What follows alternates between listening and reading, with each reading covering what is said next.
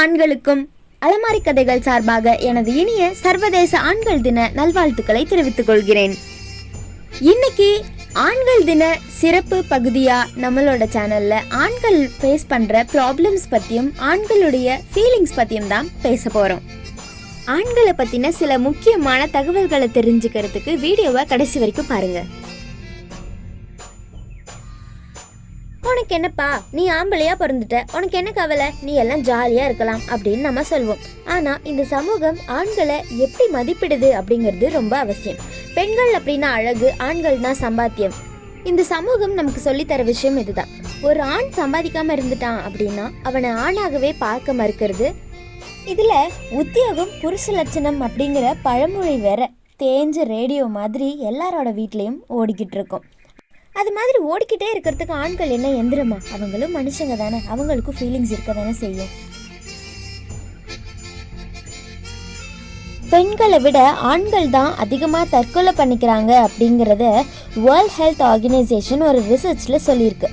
பெண்களுக்கு அதிக அளவு மன அழுத்தம் இருந்தாலும் ஆண்கள் அதிக அளவில் தற்கொலை பண்ணிக்கிறாங்க அப்படிங்கிற ஒரு சென்சஸ் சொல்லுது. பெண்கள் அவங்களோட கவலைகளை புலம்பி தீர்த்துடுவாங்க, ஆனால் ஆண்கள் அப்படி பண்ணுறதில்ல. காரணம், ஆண்கள் அப்படின்னா கவலைகளை வெளியே சொல்லக்கூடாது, காட்டிக்கக்கூடாது, அழக்கூடாது அப்படின்னு அவங்களோட உணர்ச்சிகளை வெளியே காட்ட முடியாத அளவுக்கு நிர்பந்திக்கப்படுறாங்க. ஆண்கள் அப்படின்னா இப்படி தான் இருக்கணும் அப்படிங்கிற ஒரு வரையறை வேற இருக்குது. பதற்றம், கவலை எல்லாம் ஆண்களுக்குமே இருக்குது. உணர்ச்சிகள் அப்படிங்கிறது மனித இயல்பு தானே தவிர அது ஆண்களுக்கோ பெண்களுக்கோ சொந்தமான ஒரு விஷயமே கிடையாது. இதில் பல பேருக்கு தெரியாத விஷயம் என்ன அப்படின்னா, பெண்களுக்கு ஏற்படுற பாலியல் வன்முறைகளை போலவே ஆண்களுக்கும் நிறைய பாலியல் வன்முறைகள் ஏற்படுது. ஆனால் அதெல்லாம் வெளியே தெரியறதில்ல.